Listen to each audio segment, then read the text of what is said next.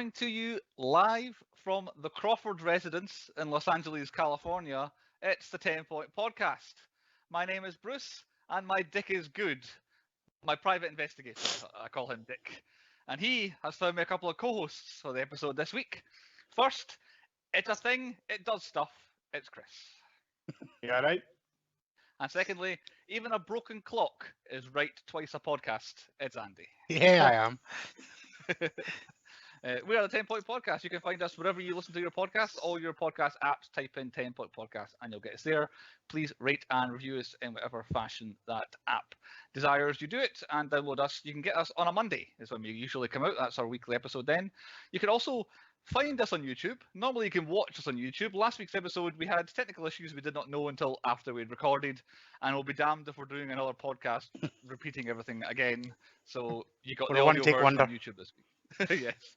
The audio version was on YouTube this week, but normally, and hopefully, touch wood, this week's episode will be on YouTube for everybody to see as well.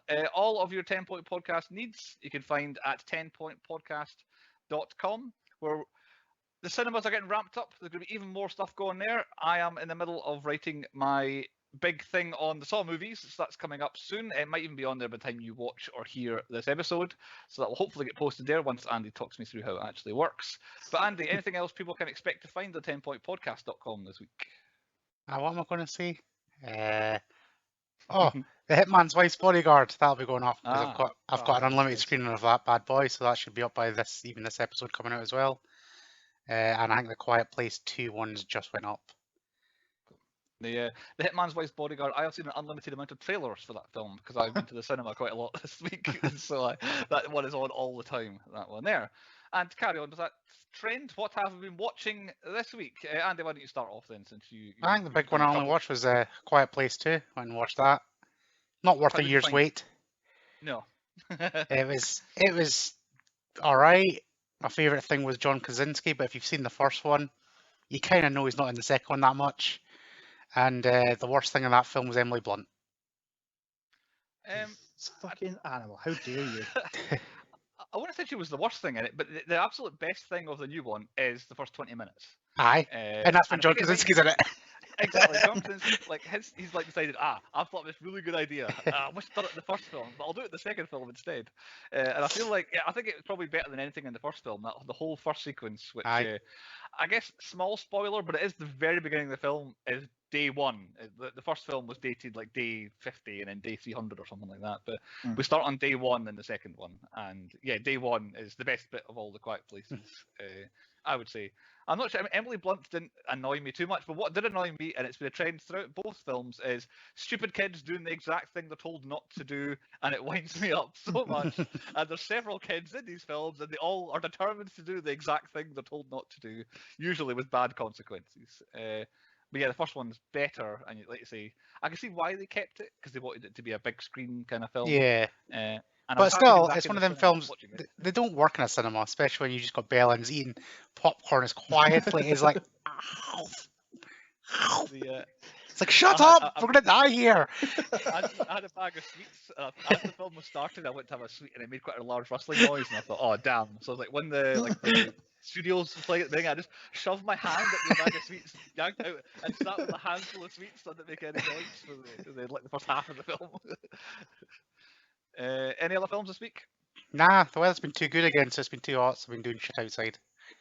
Well, I did The Quiet Place. I did a double bill when I went to The Quiet Place. I saw that, and then went to watch the third Conjuring movie straight afterwards, which is where someone was talking, and that's where I want to have a venting here. Like, it's been a year or whatever since the cinemas were open, and this person, who luckily I was at the very back and they were quite near the front, they waited an entire year, and I must have been like, yes, finally, I can go back to the cinema and talk through a film. I've been so long since I've been able to ruin people's experience. And this, honestly, was a woman. And like I say, I could hear that she was talking, but it wasn't disturbing me enough.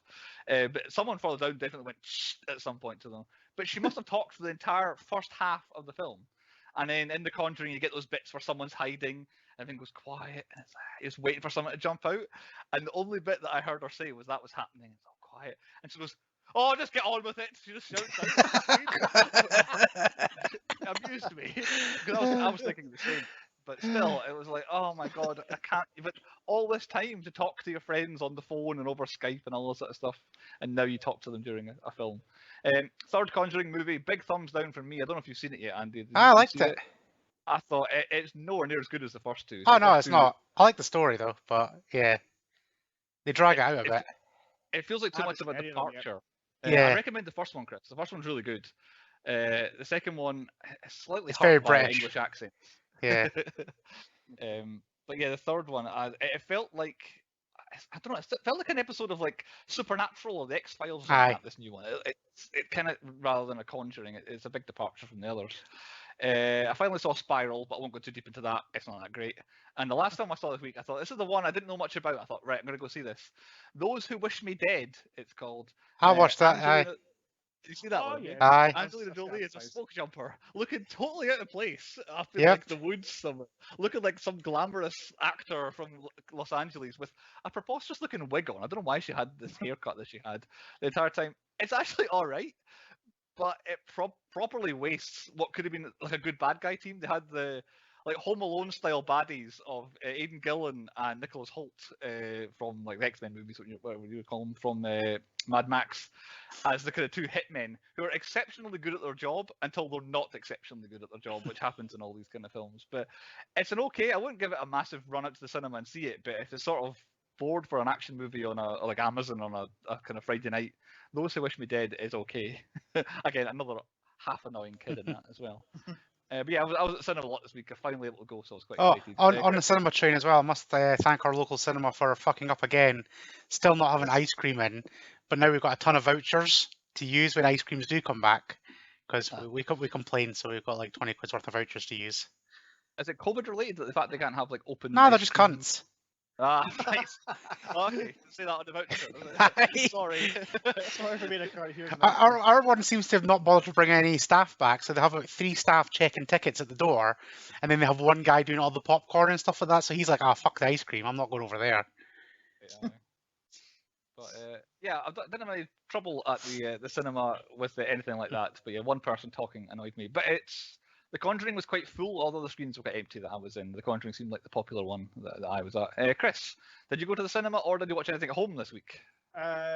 Neither, actually. I watched half of the Damned United because it was on TV. That's about it. I've only ever seen it once. I quite liked it, the Damned United. I liked it, yeah.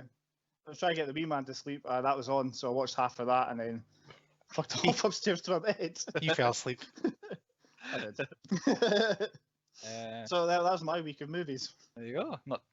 Well, I think I certainly made up for talking about every film that came out this week. Nobody is next for me, I think. That's a banger. Yes. Yeah. Have you seen it? Aye. I've seen it. Yeah. That's the next one I'm going to go see. It is like better than. Well, is it better? Aye, I'm going to say it's better.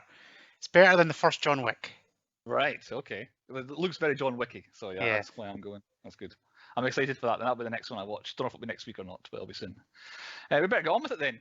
What is the point of the podcast this week? And the point this week is the 2007 crime drama thriller Fracture, brought to us by New Line Cinema, who we hit quite a lot, as in they've brought us Mortal Kombat, City Slickers, Semi-Pro Vacation, and the entire Blade trilogy were all made by New Line Cinema.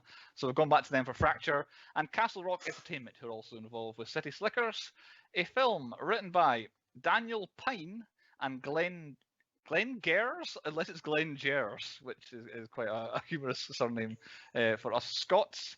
Glenn Gers, Fracture is comfortably the biggest and best thing he's ever written or been involved in. I can't find anything of any note. But Daniel Pine wrote 29 episodes of Miami Vice, the original Don Johnson one from the 80s. I also wrote Doc Hollywood, Any Given Sunday, a film called Where's Marlowe that came up as being quite a popular film I've never heard of. Sum of All Fears, The Manchurian Candidate from 2004, and then Fracture was the last biggest thing that he wrote. So quite a few sort of thrillers in there seems to be what his expertise are. Fracture, directed by Gregory Hoblit, not Gregory Hobbit, but Hoblit. I thought it was Hobbit when I said it pop up. The way the words kind of drifted in the credits well, made it look like that. Director of 14 episodes of Hill Street Blues, but a massive producer on that and a producer on NYPD Blue. He directed Fracture, which seemed to be the last biggest thing he directed, but he also directed the film Primal Fear, which I noted down as one of my movies within movies later on because it reminded me so much of Primal Fear, and then at the end I found that he directed that as well, which is why it reminds me of it. Is that the one with Edward Norton? That's Edward Norton, yeah. I have seen it, yeah, years ago. It's pretty good. It was on my list for the podcast, but now that Chris has seen it, I might not pick it now because it is a massive twist-dependent movie. Like, you need to not know what happens at the end for it to be enjoyable. Twist. The film stars Anthony Hopkins. You may have heard of him. He won the Oscar for Best Actor in The Father in 2021, the year of recording here. But his famous roles that I've listed down here, he was in The Elephant Man, Silence of the Lambs, Remains of the Day, Amistad, The Mask of Zorro. The World's Fastest Indian came up as one of the why he's famous. I remember that film coming out, but I don't remember it being too big. That was all before Fracture, but since Fracture, he was in the Thor trilogy, playing Odin and Hitchcock, as well as a few other things nominated for awards here and there. Anthony Hopkins is pretty much Hannibal Lecter. Does anybody else have any fond things outside of Anthony Hopkins? Nah, it's Thor now. Lecter? He's Odin's son. Yeah. Well, Odin, not Odin's son. Odin. Odin, son of whoever he was the son of. Yeah, pretty much that's going to be his late career character. I think essentially he's done now, isn't he? He's written out the Thor movies going forward, so I would believe. Well, it's a cameo or something, I don't know. Show up in a flashback. But and of course, all those are films, none of which is his theatrical stuff. He's always in the theatre back in the day, being in Shakespeare this and all that. So, very famous actor, several-time Oscar winner. I think he, if my memory serves, he won the Oscar for Best Actor in Silence of the Lambs, and he was on the screen for about 15 minutes in the film or something like that. So I don't know if it's the world record or whatever, but big-time actor and the best of British, why Chris picked this film, I imagine. Co-starring with him, Ryan Gosling. He was in The Notebook before Fracture, but this is quite early on in his career. The big films he made afterwards: Blue Valentine, Drive, Crazy Stupid Love, The Big Short, The Nice Guys, La La Land, Blade Runner 2049, and First Man. Ryan Gosling? The Nice Guys. The Nice Guys, yeah. He's just shit. When he turns up, you know what you're in for a bad time. One of the films I went to, I haven't been to the cinema to see him in much, but I went to see Gangster Squad, which was a kind of mafia-looking movie thing with an all-star cast, and it was the most average movie with the best lineup of actors in our life. So I'm off on the list. Not seen much of Ryan Gosling, and most of the films I have seen of his, I'm very meh about. Like First Man, I didn't even get through it, and that was like the last biggest movie I saw he was in. But Chris, any words on Ryan Gosling, or are you? No, the Nice Guys, that him and not Colin Farrell, what the fuck's he called? Russell Crowe? Russell Crowe, yeah. I think it's a great film. Never seen that one, but it is on. It's been on my Netflix to watch list for. It is a good film, but he's still the shittest thing in it. Right. Fracture, made on a budget of about 10 million. That was quite hard to find. I think a $10 million budget. Opened in the US for 11 million on its first weekend. Final US gross 39 million, final worldwide gross 92 million. So if the budget is to be believed, it made 9 times its budget back in its cinema run, and probably not too bad in DVD sales thereafter. Released 20th April 2007. Since we're running out of years because we covered them all, we have of course covered this year in terms of award season before, so I will hit the big ones. And Fracture was not nominated at the Oscars or the MTV Movie Awards or the Razzies. Best Picture that year at the Oscars, No Country for Old Men. Best Movie that year, or as I say the year before, Pirates of the Caribbean, Dead Man's Chest. And the Razzies, Worst Picture, I Know Who Killed Me. And for reference, that's a thriller starring Lindsay Lohan, apparently. Pretty much says all you need to know about it, I would have said. However, Fracture did get 3 nominations in its history. It was nominated at the Teen Choice Awards for Choice Movie Actor in the Horror Thriller category for Ryan Gosling, and he lost to Shia LaBeouf in Disturbia. That's a film. There we go. There's your review there. Fracture was also nominated World Soundtrack Awards. Soundtrack Composer of the Year, Michael Dana. This was also because he also did the soundtrack for Little Miss Sunshine, Breach, and Nativity Story all that year. But he lost to Alexander Desplat for The Queen and Painted Veil. Oh, spoiler alert, he's at my low points in this film. For old Michael. Well, he didn't win, so he's got that going for him. However, it did win an award. It won at the SOCAN Awards, which seems to be the Southern California something or other awards. It won the Domestic Feature Film Award, so it did win something. And it sounds like in a house. Yeah. Sounds like Best film in a house. Yes, exactly. Which it certainly was. But there you go. So an award-winning film. They can put that on the DVD if they want to. Back to the film itself, I've got a synopsis, and Claudio from Rio de Janeiro, Brazil, has made a happy return. Oh no, this is where you went silent last time though. Claudio right? fucked you, I think. Right about now, I think. Right. Okay, so maybe I should do it in Brazilian, and maybe you can lip sync me again. Right, so Claudio presents this synopsis for the film Fracture. In Los Angeles, the structural engineer, which is the first I actually found out what his job was, not at any point to tell you what he did. It just was, he's in an office, there's planes. So the structural engineer, Ted Crawford, witnesses his wife, Jennifer Crawford, and her lover, Lieutenant Robert Rob Nunnally, in the swimming pool of the hotel. It was Donnelly. No, it was with an N. Because I thought, he'd stumbled over his words at the beginning. No, it's Nunnally, beginning with an N. When Jennifer comes back home, he shoots her on the head, and he shoots 3 times against the windows. The gardener, Shiro, calls the police, and the negotiator, Rob, who does not know the last name of his lover, gets the murder weapon and a confession from Ted. Meanwhile, the young and efficient but arrogant prosecutor, Willie Beecham, is resigning his position in the low-pay public service work to join the private civil law firm Wooten Sims, but decides to accept the case, which is his assessment is easily resolved. Yep. Ted asks the judge to represent himself in court, and Willie accepts. But sooner, Willie learns that the evidence cannot be accepted in the trial, and despite knowing that Ted is the killer, the murder weapon is missing, and he needs to get new evidence. Otherwise, he will lose the case, and Ted will be a free man. There you are. Very eloquently put by Claudio. That's what the film is about. Chris, you selected it. Why don't you give us a quick, brief mention of why you selected it? Well, I had a few films in mind from a final Best of British theme, but like you said, when Anthony Hopkins had won the Best Actor award this year, I was like, it made perfect sense to use him, one of his films. And I'd seen Fracture ages ago, and I couldn't remember much of it, so I remember it being a decent film, so that's why I picked it. I see. I'd never seen it before. This was my first ever notice of it. I don't think I'd ever heard of this film before, ever at any point. So this was the first I'd heard of it when Chris picked it last week. What about you, Andy? I've seen it on Sky. Yeah, the Sky movie. Right, this was a Sky Premiere movie back in the day. Sky Premiere. Did you watch it on a Friday night at 8 o'clock? Was it that? Probably, yeah. Well, there we go. So 2 had seen it, 1 hadn't.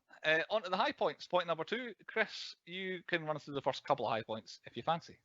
Well, the fact that Ted just flat out admits that he's shot his wife and said, and you kind of watch this going, this is a fairly open shut case. You've seen him shoot her. And then I just think it's great how all the pieces of evidence just start unraveling. And you're like, I find it compelling how they did it. He coerced the guy to, just beat the shit out of me. Then said that, I was scared and they can't use that evidence.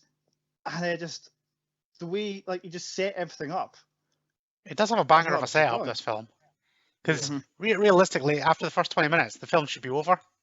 Yeah. It's like, I'm alright. I know what's happening now. I don't need the rest of this film, so... Yeah, it doesn't... perfect. Sorry, on you go. Because it doesn't hang around, so I'll agree with you on that one. The very, very start, going back to my hating starts, was a bit shit.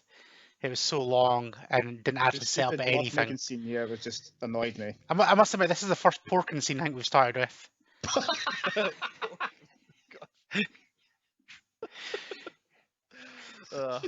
Pointy Award for next season, best porking scene.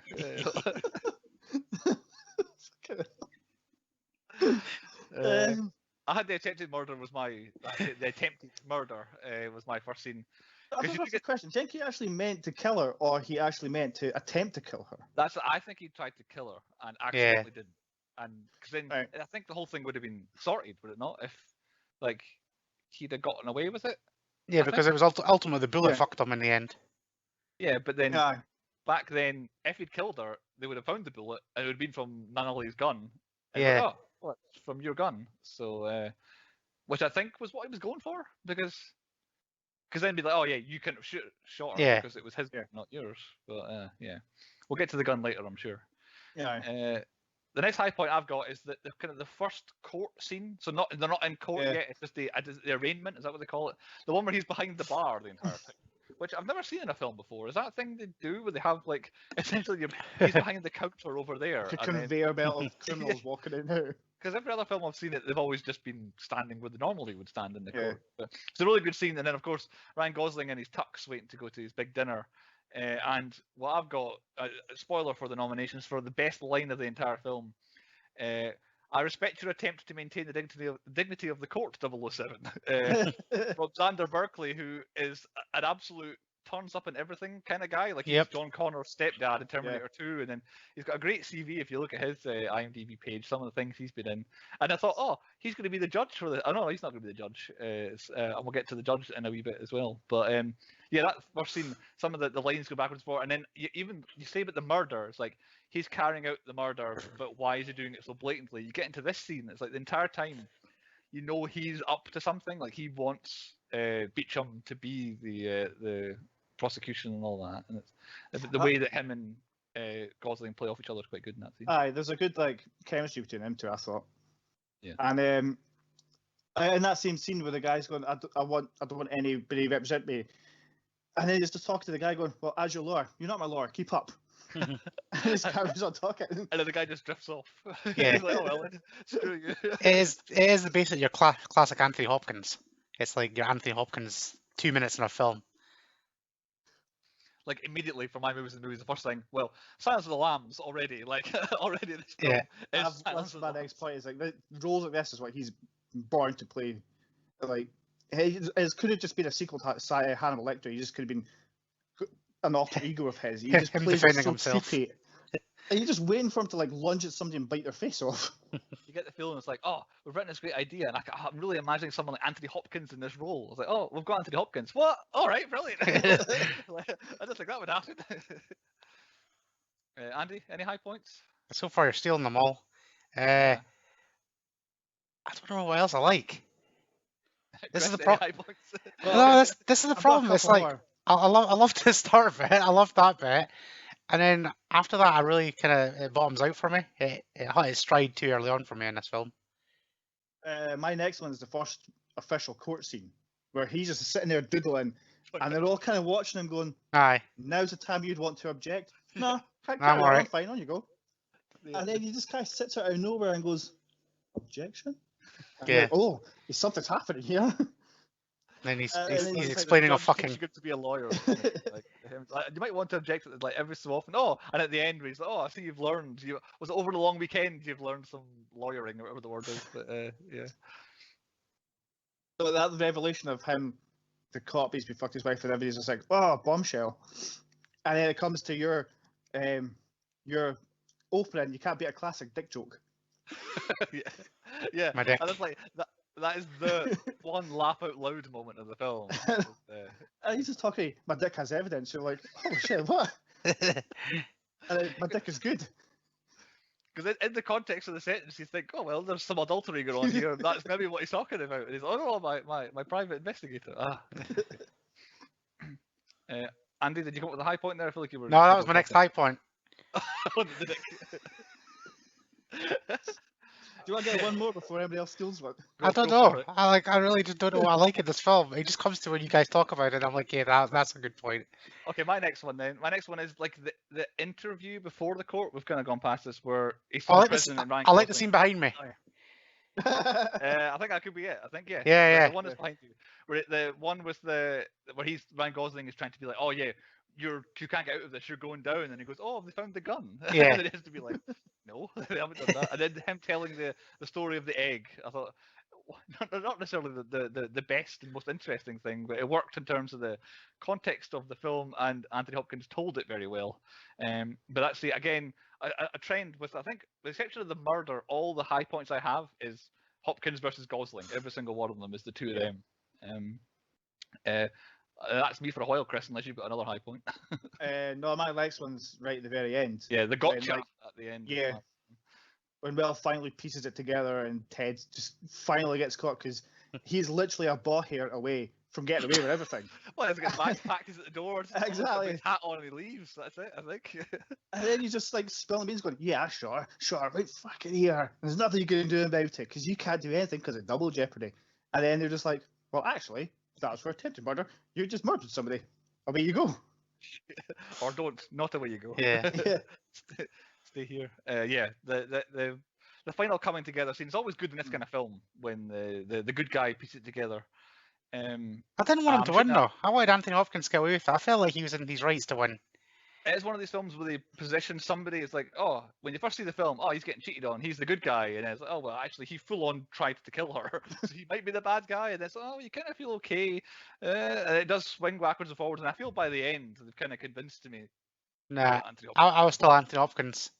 Ryan Gosling I can never like, so and then you team him up with season 1's worst actress award. It's like it's a recipe for hate. I don't have it as a high point or a low point, but I'll mention it briefly in passing. Rosamund Pike, from the first scene where she sees Ryan Gosling and looks like she absolutely wants to devour Ryan Gosling, there's some energy on screen when she does that. Like I don't know what it is. Like she has something going for her when her face and the way she acts in the first scene is just like, okay, you want to just do whatever you want with that guy. And it's like it has a certain electricity about it. I'll say that. But yes, our podcast favorite. Don't worry, she's getting a renomination. She might have won Best Actress of season 2, but she's gone back in the sin bin, I reckon.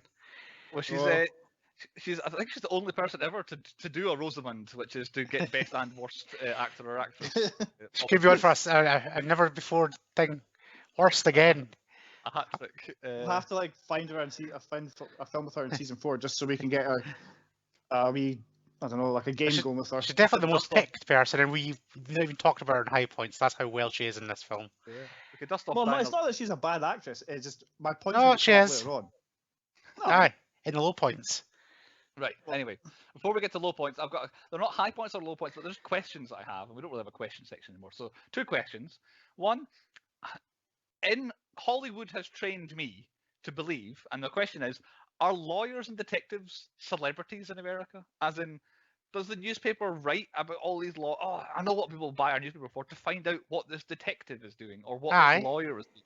Because Hollywood has taught me that anytime anything happens in someone's private life, whether they're in the police or a lawyer, it's in the papers and they've got to worry about it, and all the news coverage is always covering every murder and everything that ever happens in terms of that. So, yeah, I've watched a lot of these murder mysteries. That's exactly what happens.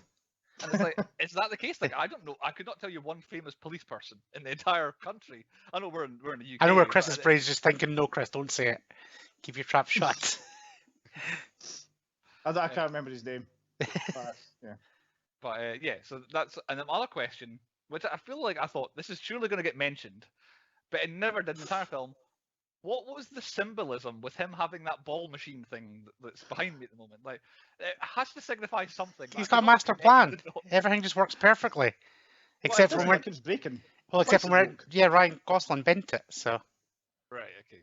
So it's the fact that he always has all the moving parts and he always knows what's going to happen. He's in control of everything. Until Ryan Gosling bends a bit and he's got to bend it back and he fucks it. See, I was going to bring this up later on in this pointless object for my award. For some reason, I think it's the Mandela effect. I thought that thing was used to hide a piece of evidence. I thought one of the bullets that he used to shoot her was hidden inside of it, and that's why the ball drops, and that's how he got found out. But I must be thinking of a completely different film. Chris is making a new. I always thought that he'd hidden the bullet inside the thing, which is why it breaks. I see. Yeah, I felt like it was going that way at one point. Chris, you may want to turn it off and turn back on your camera. Oh, there he is. I've got to say I noticed it was loaded or something. See the pointy point just looking up. Yeah, I felt like it was going to be important. Like say, there was going to be like a bullet instead of a ball stuck in it somewhere or another. Because there's a lot of attention paid to it. And of course, they never actually mentioned what they were called. At some point, somebody would say, "Oh, it's a blah blah blah machine," but no. So it's still just a random ball machine. Is what I've got written down. Anyway, on to low points. Neither of those things were low points. So just a request. I'll take on. Yeah, you start, Andy. Right. I hated the music. The random music. Yeah. It was fucking awful. Like building tension, and it's just like dun dun dun dun dun dun dun dun. It's like, why is it so loud? There's one part of one bit of music in this film. I can't quite describe it, and it's going to matter to a very small amount of people. But one of the bits of music in this film has the same part of it. It's the same as one of the bits of music in Call of Duty Warzone, because it happened in my headphones, and I wear the same headphones when I'm playing that, and I was like, the hell? I thought like, I somehow turned on the game when I was watching the film, but no, it's like a kind of low, kind of bassy noise, and it's the exact same piece of music. Yeah. So I don't know if it's like a free, like I don't know, copyright free bit of music they could use, but yeah. It's just such a weird soundtrack. Like just when they're just walking along, and it just plays the loudest, weirdest music ever. And it just does not fit with the film. It's like they just got a guy and I went, agree with that. The music was probably one of the worst parts of the film for me. It didn't jump out at me, but this film, feeling-wise, felt like it came out about 10 years earlier than it did. Like, it feels like a mid-90s film Yeah. rather than a mid-2000s film. And that's just kind of the ambience I got of it, anyway, was that. Any other low points, Andy? Rosamund Pike being a sexual predator. I know you guys love that, but fucking hell. No, keep it in your pants, woman. I mean, like, it was something else. Like, when he first walked into that room, I was like, she was thinking nothing else from the minute he walked in. She Yeah, just I belongs thought on a that space is, station like- in Mars. That's where she belongs right then. That's why she got locked away, as she was a sexual predator to Ryan Gosling. But I feel like that whole story was just unnecessary. Like, nothing Yep. against her performance. Like I said, she was Yeah. all right. It just didn't make sense. She was just his boss for 2 days before they started banging. You could have just like left her as the boss. It literally what takes me out of this film. No. It's Well, like yeah. he never even got the job. He was still working for the other company, which they could have just left him working for the other company, being this big shot, egotistical little twat, and going, oh yeah, I'll take this case. It's going to be one of my final cases before I get hired. That's where they could have just left the story, rather than having him flip over to going, oh, this is where I am going to work, and I'm going to bang Rosamund Pike a couple of times. Anytime, I've did some thinking on this. Anytime that storyline comes up, it derails the film, and you're like, just get me back to Anthony Hopkins. I want to know what he's up to, like what he's planning, how he's going to get out of this. And as I was thinking about it, I think the only reason that the whole law firm storyline even exists in the film is to tell us Ryan Gosling isn't a shit lawyer. And we know in this film he's failing to this guy, defending himself, who you know did the murder. And I think the only reason is like, look, he's really good. This big company wants him, so it's really hard. Because if you take that storyline out, it's just like, why can he not beat this guy? And why? Because personally, which takes me on to my next low point, from the absolute beginning, I got the gun switcheroo thing. Like, straight away, the first time they put two guns down, and then you walk away, and then as Nunnally's running over to the dead body, he's got a gun in his hand again. And I'm like, why has he got a gun in his hand again? And then, like, straight afterwards, I'm like, they've switched the guns over. And immediately I thought, he'd just gone when he was distracted and got the other gun and then swapped them over. But from pretty much the scene afterwards, I knew Nunnally had walked out of there with the murder weapon. And watching the entire film, waiting for that to be eliminated as an idea, like, oh, maybe I'm wrong, and it happens all the way, and you get to about 10 minutes before the end of the film, and it's like, I've swapped these phones over by mistake. You're like, oh god, I knew it was that the entire. So it makes him look even stupider and an even worse lawyer after all that. Yeah, like, the whole Andy. My other like really worst point is the cop when they decide, all right, I'm going to plant a gun, and they plant it in the lawnmower. Then never actually. I can get it. Yeah, this is my problem, right? So he does that, and what I was waiting for all the way through the film when I first watched this is like, right, he's done that. Anthony Hopkins has found it, and it's going to be a double twist at the end when he's like, oh, blah blah blah blah blah blah. It's like, yeah, but you planted a gun. Like I think that's what Fracture 2 is about. That's how he gets out of court again. Because police aren't a lawyer planting evidence at his house. Yeah, a good point. It could be like, hey, look, they stuck it in my lawnmower for some and reason. That's what I was waiting for, that last bit. One of my low points was actually the first one I had written down. Nunnally and everything around him. The actor is pretty bad. He seems to have the same emotion whether he's blissfully living in a hotel. Don't do that. He ended up in Twilight. Actor. There you go. I'm not a Twilight guy, but he's a really terrible policeman. He then, like, I thought there was something weird going on with him being dead in the courthouse as well. No, he just killed himself. I think maybe Anthony Hopkins just went like that, bang, took the gun away. He's like, oh, he just shot himself. What? Yeah. That's what, exactly. I was like, how has he managed that? But fair enough. But no, the fact that he put a gun to his temple and killed himself, that was weird as well. No, and I think with a better actor, it might have been a better role. Poor Twilight actors. Yeah, exactly. I thought, because it's everyone's pretty good in it. Like, you've slagged Rosamund Pike. I thought she was pretty good what she was there for. David Strathairn not getting used at all. He'd have been a better person than anyone for it. But yeah, just finding someone quite good to be that character would have been a far better idea, I think. I've got two small low points to finish off for me. The really mean doctor for no reason being really mean to Ryan Gosling. He's just asking questions about the woman in the coma, and she's like, "Nope, you're stupid." It's like that. "No, you're an idiot." It's like that. It's like, "Oh, I'm just asking." I'm dying here. And the last one is, I'm going to ask the question. I asked, "Is Crawford meant to be Irish?" But I think it clearly was meant to be. That's my point. It goes from Welsh to fucking American to Irish to a little bit of Scottish. It's all over the bit. Anthony Hopkins, very good actor. He emotes very well in this film. I believe what he's doing and what he's thinking. I do not believe that he is Irish at any point. That's why I went for Best of British, because he does them all. Yeah, that's my last low point, is how badly a very good actor tries to be Irish in this film. Mine's is not really a low point. It's more like, I don't get, like, if Ted was going to use the whole swapping guns plan, why did you just, like, pump her full of bullets? I mean, instead of just using one, her living, and it's just going bang, bang, bang. Oh no, the cop did it. Why did he shoot out the window? To scare them away, is my guess. I don't know, but he does it so many times. It's like, he would have got away with it if she actually died on the spot. Yeah, I still don't know why. Was it just to keep people outside the house? Yeah, I think so. Maybe. It's like, yeah, it seems really weird in retrospect. I shot the window, because one bullet would be harder to deal with, easier to deal with than four or whatever it was. So. Any other low points? No, that's opera. I can't think of anything worse to sit through. Oh yeah, I thought it was the woman from, what do you call her, Fifth Element again. I had to go and check that. It wasn't. If that's the final low point, Andy, you saved up a few other ones. No, that's about it. You've covered them all. Right. We better move on to stats then. I thought I heard a shit. Chris says that. You did. I only counted 3. It could be more, but there weren't too many because they saved a lot of their swears for being the big ones. But before we move on to that, Andy, you keep an ear out and an eye out for shits as well. Did you hear or see any? Aye, when she got shot, she shot herself. Yep. That was there. It was on film, on picture. Someone mentioned that happened. Yes. Classic. Undeniable. I can't really talk about it. That's my segment right there. Done. There you go, done. I wasn't expecting to see that. You could smell the blood in his shit. I was like, oh, yeah, they actually went there.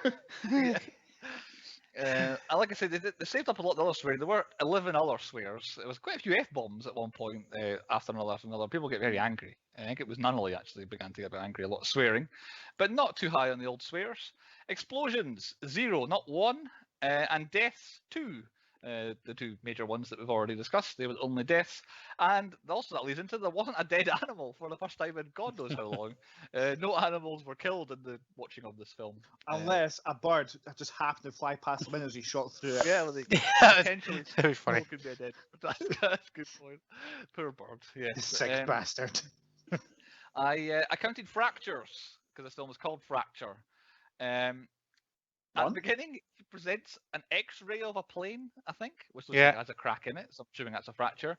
The window, there were 3 shots, they all fractured the window one way or another.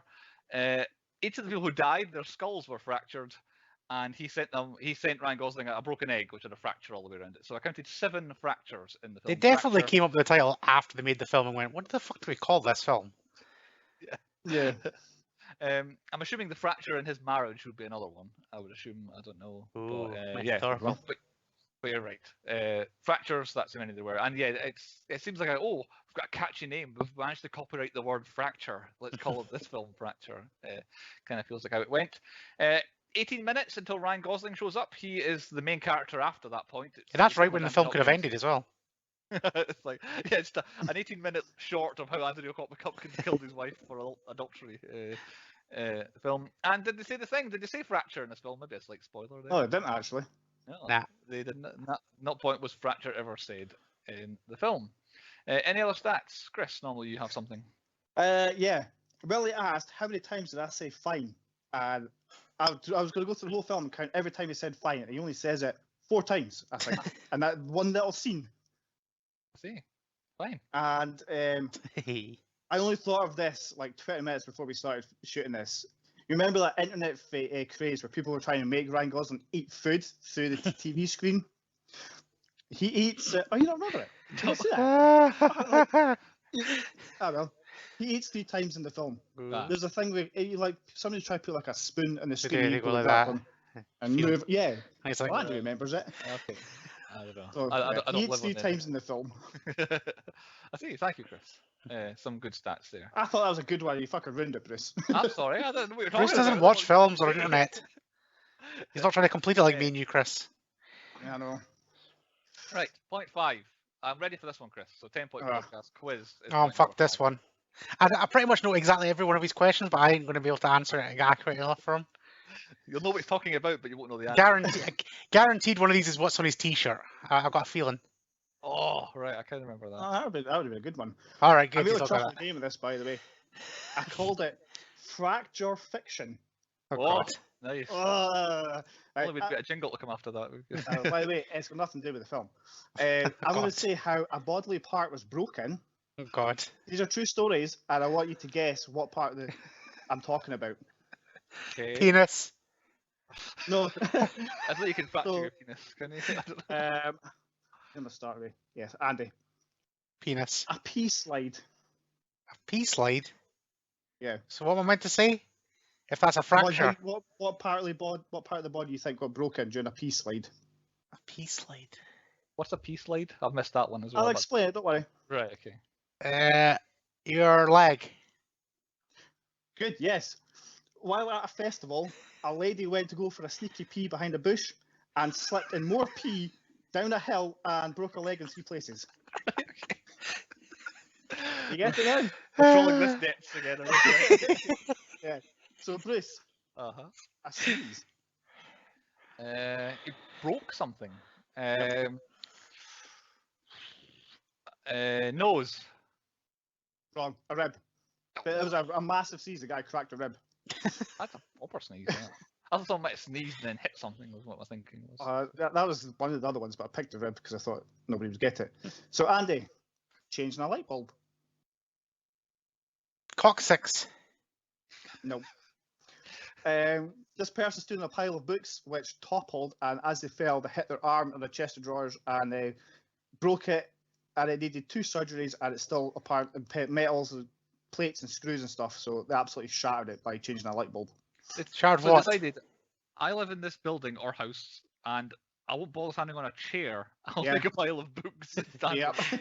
and it inevitably just toppled, and they practically annihilated her. So Bruce, a plastic bag. Broke something.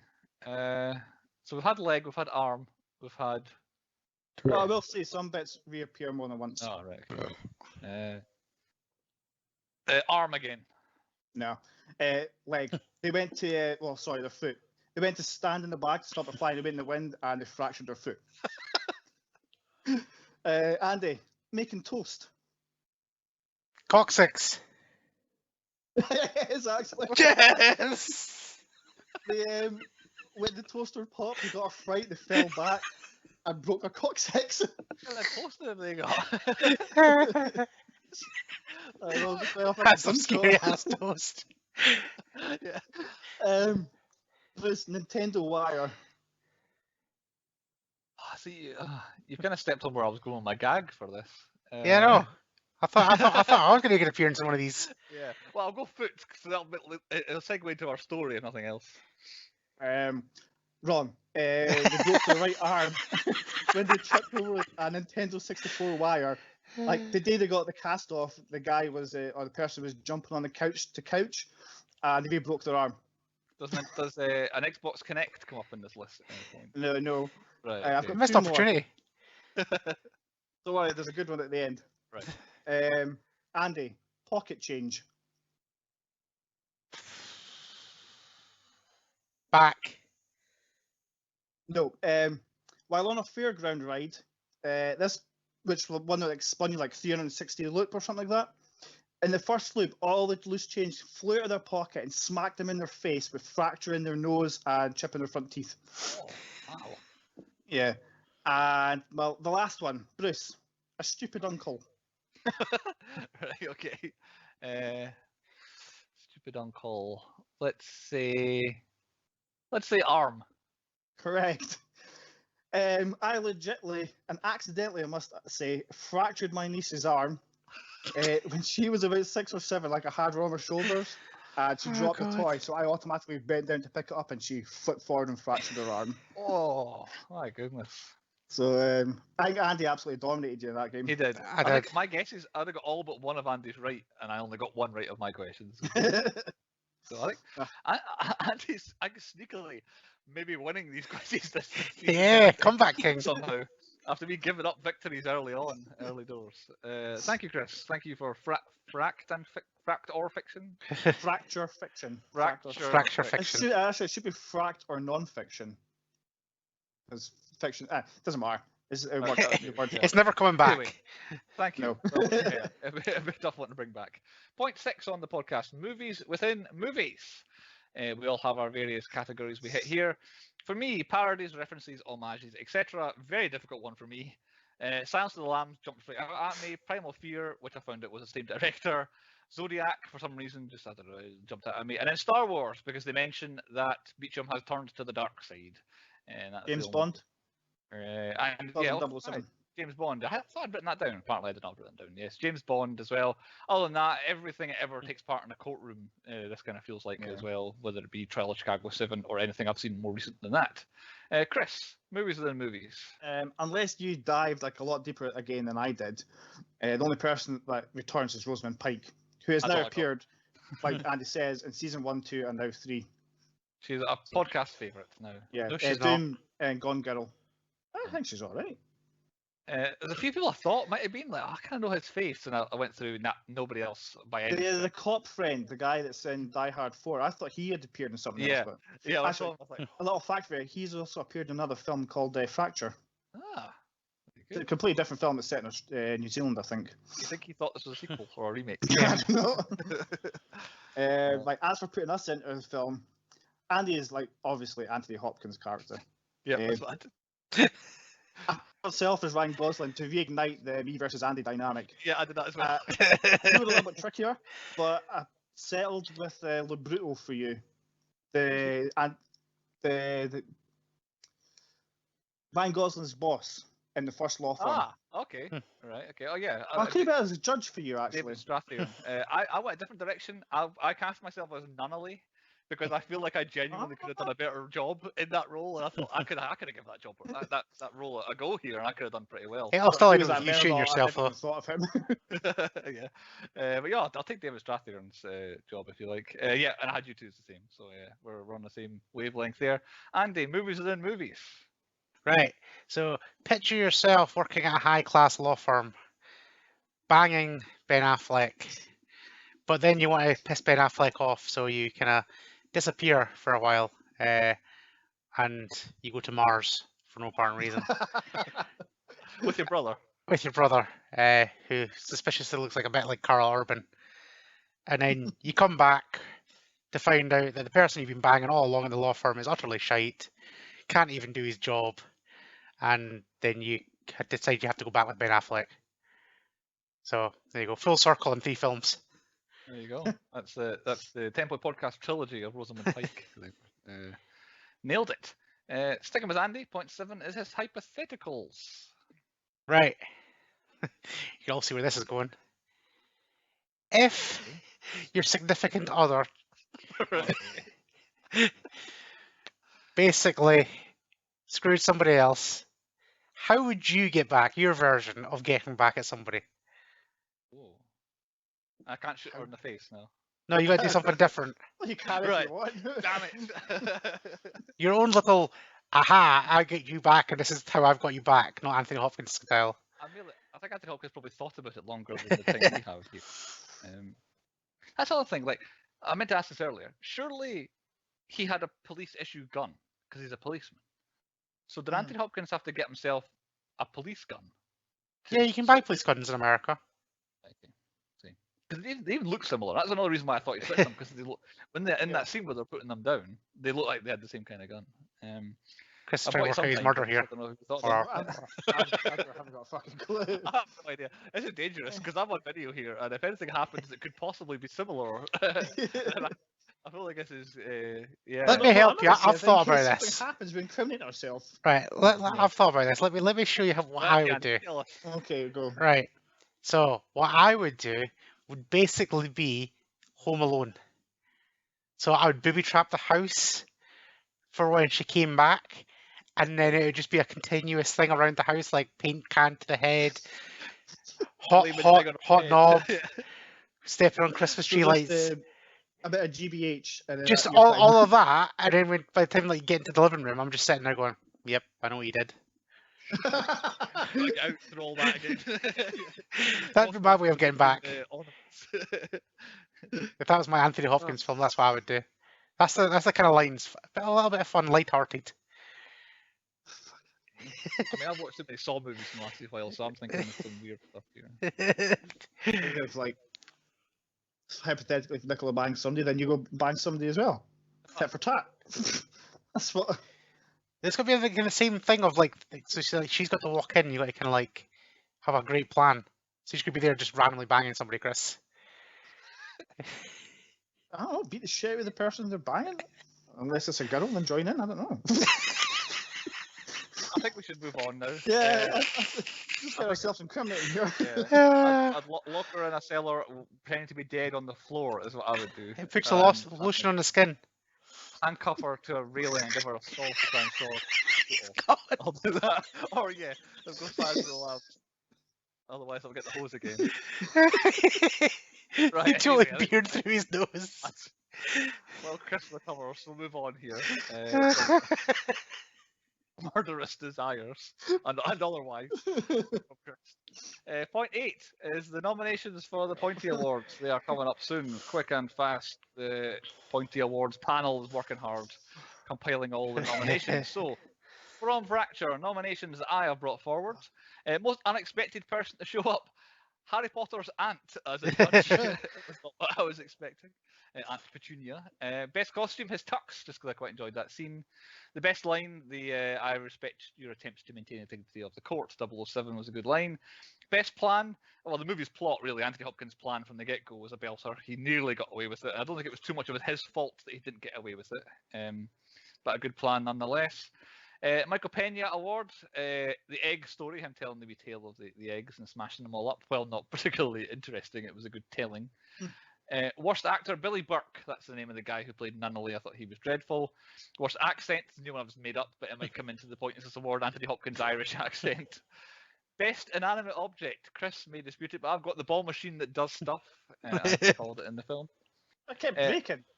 Doesn't work. I thought it was awesome. I want one of them. I'd love to have one of them in the living room. Yeah. Worst cop, both of the detectives, they were both terrible. The worst twist, I saw the gun swap coming a mile off, so it was a pretty bad twist.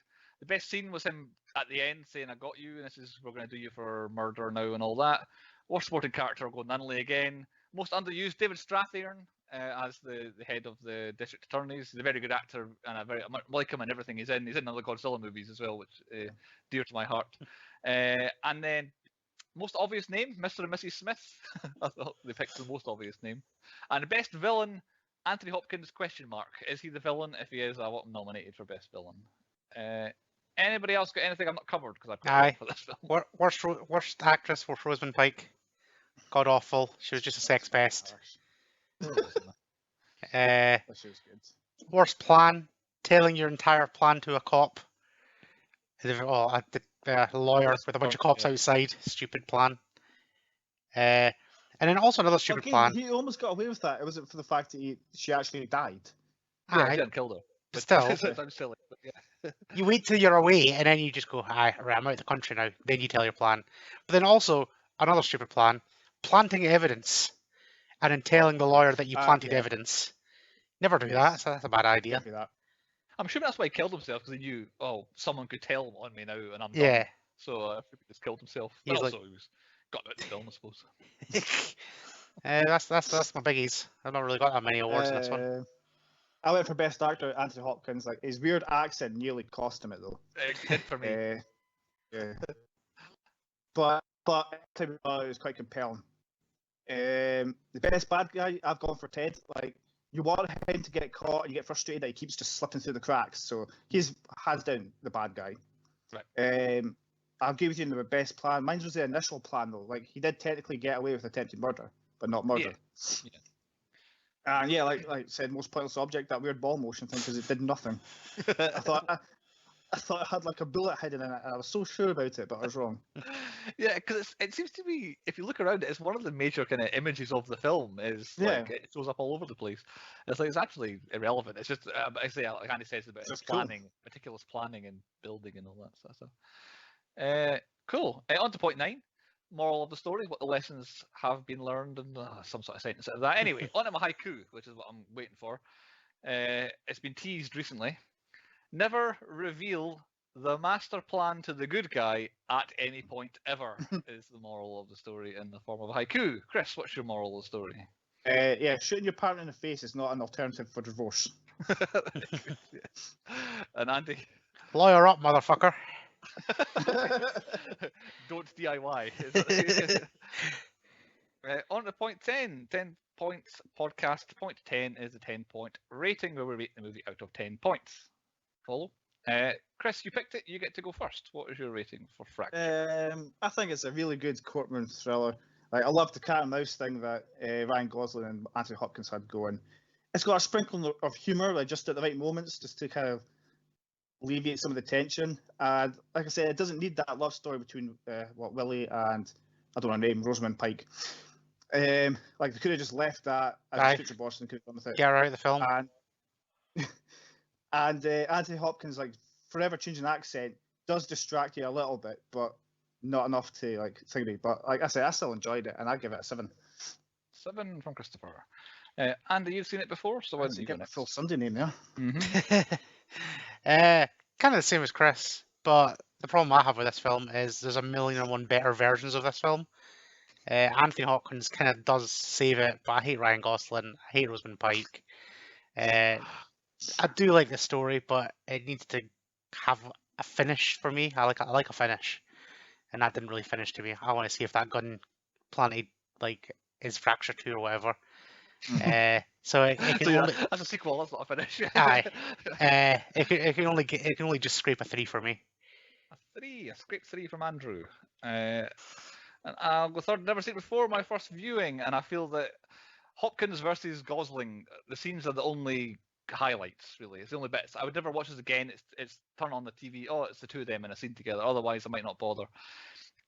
The problem I had was I saw the big reveal of the gun switcheroo coming from the absolute get-go, so it really took it down for me. So it makes everyone who's trying to find that look stupid. That whole lawyer sideline storyline slows the film down. The film's a wee bit longer than it used to be. Take 20 minutes off of it. I complain a lot about films being a wee bit too long. This is another one that has a chunk that's not needed. You know what's 20 minutes in this? Rosamund Pike. Exactly. So get rid of her, get rid of that whole storyline, just have him try to catch him. And it means I can only go to a 4, I'm afraid. My low points at the end of the film massively outweighed the high points, like 6 to 4. So I was like, it needs to be quite low. So yeah, I'm only giving it a 4 out of 10 from me, which means it's that. Which means I think the official 10-point podcast rating is a 5 by my maths. I think Chris's 7 gives it a massive weighting up the way. So I think it's a 5 out of 10 for Fracture. Any final words on the film Fracture, or is that us? That was Chris's Best of British this season. Of course, that brings Best of British to an end. I was going to list all the actors I had, but I can't remember them. I had like 3 English people, 2 Welsh, 1 Irish. I'll tell you what you did prove. The Best of British do shit films.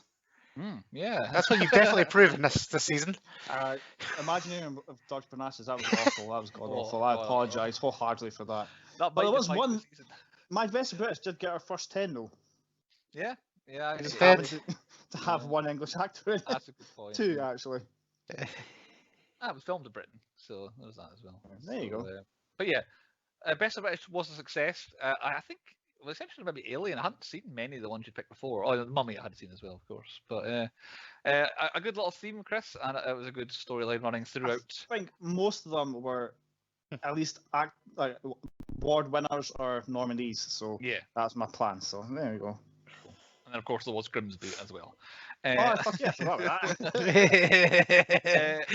On to Andy and his yet to be completely nailed down to the iota of specificity that he wants.